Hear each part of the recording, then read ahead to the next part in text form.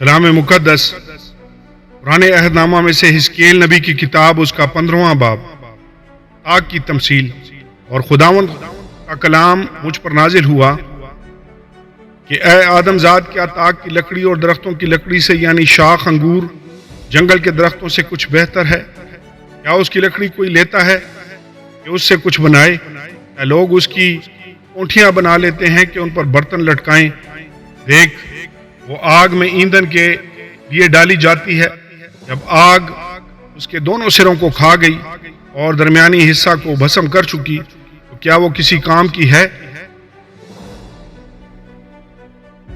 دیکھ، جب وہ سالم تھی تو کسی کام کی نہ تھی، اور جب آگ سے جل گئی تو کسی کام کی ہے۔ بس خداوند خدا یوں فرماتا ہے کہ جس طرح میں نے جنگل کے درختوں میں سے انگور کے درخت کو آگ کا ایندھن بنایا، اسی طرح یروشلم کے باشندوں کو بناؤں گا، اور میرا چہرہ ان کے خلاف ہوگا۔